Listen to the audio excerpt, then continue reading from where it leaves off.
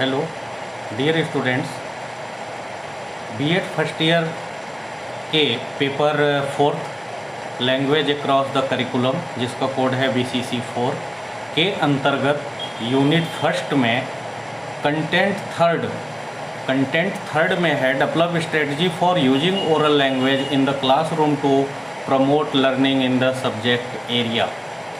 विषय क्षेत्र में अधिगम को कक्षा कक्ष में प्रोन्नत करने के लिए मौखिक भाषा का उपयोग हेतु व्यूह रचनाएं विकसित करना, इस टॉपिक पे आज हम सब अध्ययन करेंगे। ये जब भी कोई एक टीचर अपने क्लास में स्टूडेंट्स को पढ़ाने के लिए जाता है तो बहुत सारे टीचिंग स्किल्स को वो यूज करता है, लेकिन उसके साथ ही सबसे ज़्यादा जो वो एक्टिव होता है वो दो चीज़ें होती हैं। एक उसका लेक्चर और दूसरा रिटेन वर्क। जो लेक्चर होता है, व्याख्यान होती है, वही है यहाँ पे कि oral language in the classroom to promote learning in the subject area. अपने विषय क्षेत्र में जब वो मौखिक भाषा का उपयोग करता है, वो दो वर्क करता है, एक मौखिक लेक्चर देता है और दूसरा लिखित। तो यहाँ पे हम लोगों को देखना है मौखिक भाषा का उपयोग करते समय हमें कौन कौन से व्यूह रचनाएं विकसित करनी है, और इसी पे हम लोग देखेंगे। विषय चाहे कोई भी हो, कोई भी सब्जेक्ट हो, उसे प्रभावी संप्रेषण तथा सुव्यवस्थित मौखिक भाषा छात्रों के स्तर को बढ़ा देती है। और भाषा को प्रभावी बनाने के लिए टीचर को क्या करना चाहिए, हमेशा तात्कालिक समसामयिक उदाहरणों से जोड़ना भी आवश्यक होता है, तभी वह रुचिकर होता है। इसी क्रम में हम सब देखेंगे कि आगे देखते हैं कि कक्षा कक्ष में मौखिक भाषा के उपयोग हेतु व्यूह रचनाएं निम्न हैं। कौन कौन सी व्यूह रचनाएं हैं जिसे अपनाना आवश्यक है। तो सबसे पहला इसमें आप देख पा रहे हैं समृद्ध शब्दावली का प्रयोग, यूज ऑफ मैच्योर वोकैबुलरी। यहाँ पे समृद्ध शब्दावली मीन्स हो गया कि कक्षा कक्ष में मौखिक भाषा के उपयोग के लिए व्यापक एवं समृद्ध शब्दावली का प्रयोग करना चाहिए। शब्द ही शक्ति के भावों, विचारों एवं अनुभूतियों के प्रकाशन के लिए प्रतीक का कार्य करते हैं। जिस भाषा में समृद्ध शब्दावली नहीं होते उसे हीन भाषा कहा जाता है। आप देख रहे हैं इसके समृद्ध शब्दावली के प्रयोग के लिए सब टॉपिक भी है, जैसे वैज्ञानिक लिपि, साइंटिफिक स्क्रिप्ट की बात हो रही है। संसार में बहुत सारी भाषाओं के उनकी अपनी लिपियां हैं, जिनमें रोमन, फारसी और देवनागरी मुख्य रूप से है। किसी भी लिपि की वैज्ञानिकता को परखने के लिए कुछ बातें देखनी आवश्यक होती है। उदाहरण के लिए उसके अक्षरों के विभिन्न अंगों का अनुपात, रेखाओं की मोटाई व्यवस्थित है या नहीं, या ध्वनि का जो बोध होता है उसके लिए चिन्ह कौन सा यूज होता है, आदि आदि। इन सभी ध्वनियों के प्रतीकों का समावेश है या नहीं है, आदि बातों को देखते हुए हमें वैज्ञानिक लिपि पर ध्यान देना चाहिए। नेक्स्ट सब टॉपिक है सरल वाक्य, सिंपल सिंटैक्स। यहाँ पे क्या होता है, सिंपल सिंटैक्स में हमें सरलतम से सरलतम भाषा का प्रयोग करना चाहिए। हम ऐसा कोई कठिन भाषा न बनाए जो कि बोलने पर बच्चों को समझ में ना आए, बच्चों के समझ से परे हो। हमेशा हमें सरलतम भाषा का प्रयोग करना चाहिए। नेक्स्ट है शुद्ध वर्तनी का प्रयोग। शुद्ध वर्तनी मीन्स हो गया जो वर्ड हैं वो शुद्ध हों जब भी हम उच्चारण करें, क्योंकि उच्चारण से ही कोई भी हमारा जो शिक्षण होता है, संवाद होता है, वो प्रभावशाली होता है। अशुद्ध शब्दों को, वर्तनियों को हम कदापि प्रयोग में न लें। वर्तनी आप देख सकते हैं, वर्तनी जो हमारे वर्णमालाएं होती हैं, वर्णमालाओं को ही वर्तनी में हम शुद्धता दे सकते हैं व्याकरण के द्वारा। इसमें लास्ट सब टॉपिक है स्वाभाविकता, नेचुरलनेस। आजकल हिंदी को लोगों ने क्या किया है, हिंदी भाषा को तोड़ मरोड़ करके एक नया चीज़ उसमें जोड़ देते हैं जो कि हास्यास्पद हो जाती है। हमें स्वाभाविकता, जो उसके व्याकरण के अकॉर्डिंग जो भाषा बनी हुई है उसी को हमें रखना चाहिए। यदि हम कह दें, मान लीजिए एक उदाहरण दे लेते हैं कि अगर हम वाक्य पढ़ा रहे हैं, बच्चों को वाक्य पढ़ा रहे हैं, और वाक्य में कोई एक वाक्य हो कि किसान लाठी से खेत सींचता है, तो क्या वो यह वाक्य हुआ?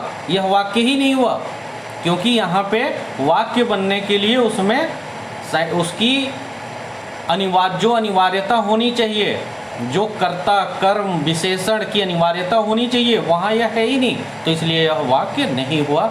तो हमें अपने स्वाभाविकता को नहीं छोड़ना चाहिए। इसी तरीके से दूसरा है, आप देख पा रहे हैं, परिचर्चा अथवा समूह चर्चा, डिस्कशन और ग्रुप डिस्कशन। जब भी हम क्लास में कोई भी टॉपिक पढ़ा रहे हो, कोई भी हमारी टीचिंग प्रोसेस चल रही हो, वहाँ पे अगर हम बच्चों के ग्रुप बना करके वहाँ डिस्कशन कराते हैं, ग्रुप डिस्कशन कराते हैं, छोटे छोटे समूहों में बांट करके उनसे संवाद कराते हैं, तो एक मौखिक भाषा का संप्रेषण अच्छे ढंग से होता है। नेक्स्ट है थर्ड, प्रश्नोत्तर नीति। प्रश्नोत्तर नीति means question and answer policy. यह किसी भी कक्षा के प्रोन्नत बढ़ाने के लिए प्रोन्नत नीति का उपयोग आवश्यक होता है, जिसमें सभी सक्रिय रहते हैं, टीचर भी सक्रिय हैं और स्टूडेंट भी सक्रिय हैं। प्रश्न हमें ऐसा पूछना चाहिए कि वो प्रश्न सभी बच्चों तक पहुँचे, सभी स्टूडेंट्स इनमें इन्वॉल्व हों, और ये अपने में क्षमता रखे स्टूडेंट की जो भी प्रश्न पूछा जा रहा है वह स्पष्ट होना चाहिए और तुरंत उसे वह उत्तर देने के लिए तत्पर हो। किसी एक या दो या विशेष किसी बच्चे से प्रश्न न पूछा जाए, पूरे क्लास से प्रश्न करना चाहिए और स्पष्ट प्रश्न करना चाहिए। उलझा हुआ प्रश्न नहीं होना चाहिए कि उसे हमें बार बार रिपीट करना पड़े तब जा कर के बच्चों के समझ में आए। नेक्स्ट आप देख रहे हैं उदाहरण प्रविधि, एग्जाम्पल टेक्निक। किसी भी टीचिंग में प्रभावशालीता लाने के लिए, रुचिकर बनाने के लिए, यदि हम टॉपिक को उससे जोड़ करके कोई भी उदाहरण हम देते हैं, दृष्टांत कौशल है हमारा, उससे विभिन्न बहुत सारे उदाहरणों को देते हुए अगर हम प्रकरण को समझा रहे हैं तो बच्चों के अधिगम जल्द होता है और उनमें अस्थायी अधिगम होता है। तो हमें हमेशा क्लास में यह कोशिश करना चाहिए कि किसी भी प्रकरण को पढ़ाते समय हम उदाहरण प्रविधि का अवश्य प्रयोग करें। नेक्स्ट है व्याख्या प्रविधि, एक्सप्लेनेशन टेक्निक। एक्सप्लेनेशन टेक्निक जहाँ की हम देख पा रहे हैं, व्याख्या प्रविधि वह माध्यम है जिसमें विषय वस्तु के कठिन अंशों को सरल भाषा में छात्रों के मानसिक स्तर के अनुकूल गहराई के साथ विश्लेषण करके इस प्रकार समझाया जाता है जिससे कि विषय वस्तु उन्हें अधिक स्पष्ट, सुगम तथा बोधगम्य लगने लगे। और आप नेक्स्ट टॉपिक देख पा रहे हैं, स्पष्टीकरण प्रविधि। 6 है आपका स्पष्टीकरण, एक्सपोजिशन टेक्निक। यहाँ पर क्या है, किसी भी विषय वस्तु, जब हम किसी भी विषय वस्तु, कोई भी कंटेंट है क्लास में, आपकी टीचिंग प्रोसेस चल रही है, तो किसी भी विषय वस्तु को सरल, सुगम तथा बोधगम्य बनाने के लिए शिक्षक स्पष्टीकरण प्रविधि की सहायता लेता है। और कठिन प्रकरणों, जो हमारे टॉपिक्स बहुत हार्ड हैं, कठिन हैं, को इस प्रकार छात्रों के समझ प्रस्तुत करता है कि समस्त विषय वस्तु यानी ऑल कंटेंट आसानी से समझ में आ जाए, छात्रों को आसानी से समझ में आ जाए।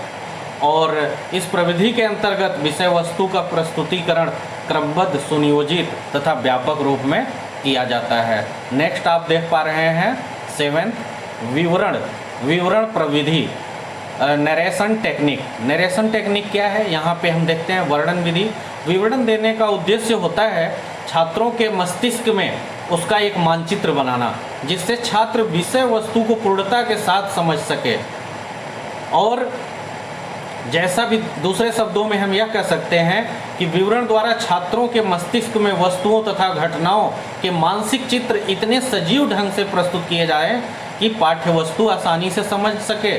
जैसा कि आप देखते हैं, आपने पढ़ा होगा क्लास 7 में एक पाठ आता था हिंदी में, ईदगाह, मुंशी प्रेमचंद्र द्वारा लिखा हुआ पाठ है ईदगाह। ईदगाह के आप हमीद को याद करें। जैसे ही अगर हमने ईदगाह पढ़ाने का जिक्र किया और हमीद का नाम आया तो वो एक चित्र बच्चों के मन में आ जाए कि हाँ, हमीद है, मेला में गया और मेले में उसने अपने जो पैसे ले गए थे, उसकी माता ने, उसकी दादी ने दी थी, माँ ने दी थी, कि वहाँ पे जा कर के खा पी लेना, वो नहीं करके पैसों से माँ को देखता था कि रोटी पकाते समय वो हाथ जल जाता है, तो वो चिमटे लेकर के आता है मार्केट से और माँ को देता है, कुछ नहीं खाता, कुछ नहीं पीता। तो जब भी स्टूडेंट्स ईदगाह पाठ, ईदगाह नाम हम लें तो तुरंत ऐसा सजीव चित्रण प्रस्तुत हो जाना चाहिए कि हमीद सामने है, गया है मेले में गया और ऐसे चिमटा लिया और माँ को प्रश्न देता है। तो हम सजीव ऐसा करें कि विवरण जो हो वो सजीवता हो उसमें। नेक्स्ट टॉपिक आप देख रहे हैं वर्णन विधि। 8th है हमारा वर्णन विधि, डिस्क्रिप्शन टेक्निक। वर्णन विधि क्या है? वर्णन वह प्रविधि है जिसके माध्यम से किसी विषय वस्तु तथा घटना का छात्रों के समक्ष पूर्ण शाब्दिक चित्र प्रस्तुत किया जाता है। वर्णन करना एक कला है। सभी टीचर्स के लिए मैं ये बातें बता रहा हूँ, कोई भी विषय हो, कोई भी विषय वस्तु हो, और वर्णन करना एक कला है एवं सजीव रोचक वर्णन करना एक दक्षता और अति महत्वपूर्ण कौशल है। आप नेक्स्ट देख पा रहे हैं 9th है हमारा कहानी कथन प्रविधि, स्टोरी टेलिंग टेक्निक। भाषा एवं साहित्य शिक्षण में कहानी प्रविधि का उपयोग अधिगम बढ़ाने में किया जा सकता है। कहानी कहते समय विषय वस्तु के सूक्ष्म तथा जटिल अंशों को इतना सरल बना दिया जाता है कि कक्षा के सभी बालकों को वह अपने आप स्पष्ट हो जाता है। इससे बालकों की जिज्ञासा, काल्पनिकता तथा तार्किक शक्तियों का विकास होता है, उसे वो आसानी से समझ लेते हैं। इसलिए हमें कक्षा कक्ष में मौखिक भाषा के उपयोग में यह टेक्निक अवश्य अपनानी चाहिए। आप देख पा रहे हैं 10th है प्रभावी संप्रेषण, इफेक्टिव कम्युनिकेशन। विषय क्षेत्र में कोई भी विषय क्षेत्र हो उसमें अधिगम को प्रोन्नत करने के लिए प्रभावी संप्रेषण का प्रयोग करना आवश्यक है।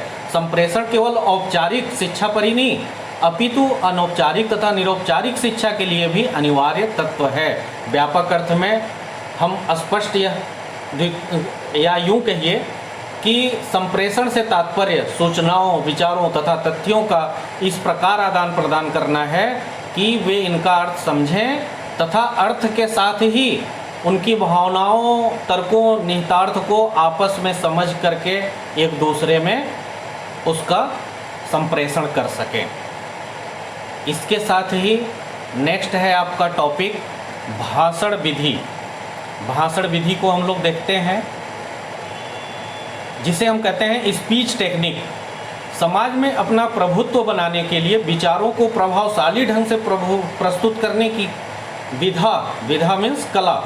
समाज में अपना प्रभुत्व बनाने के लिए विचारों को प्रभावशाली ढंग से प्रस्तुत करने के लिए विधा का नाम ही भाषण है, ऐसा कहा जाता है। और अगर ये भाषण प्रभावपूर्ण है तो हमारा कक्षा हमेशा रुचिकर होगा। आप देख पा रहे हैं नेक्स्ट है 12 अभिनय विधि, जिसे हम कहते हैं ड्रामा टेक्निक। कोई भी टॉपिक, कोई भी विषय वस्तु पढ़ाते समय यदि आप कक्षा में छात्रों को ड्रामा के लिए पात्र बना करके और संवाद कराते हैं तो उससे रोचकता के साथ ही उनमें संवाद कला भी विकसित होता है, उनकी संप्रेषण शक्ति जो है वो बढ़ती है। लास्ट है 13 वार्तालाप विधि, डिस्कशन टेक्निक। यह मौखिक भाषा के उपयोग हेतु एक इम्पॉर्टेंट टेक्निक है वार्तालाप विधि। वार्तालाप के ही द्वारा कक्षा कक्ष में या कक्षा कक्ष से बाहर भी हम बहुत सारी समस्याओं का निराकरण कर लेते हैं। तो ये क्वेश्चन आपका आता है, हमेशा एग्जाम में आता है कि कक्षा कक्ष में मौखिक भाषा के उपयोग हेतु कौन सी व्यूह रचनाएं अपनाई जाती हैं। लॉन्ग क्वेश्चन में भी होता है, शॉर्ट क्वेश्चन में भी होता है, वेरी शॉर्ट में भी आ जाता है। तो जहाँ तक हमें है कि आज ये टॉपिक आप लोगों का क्लियर हो गया होगा। Thank you.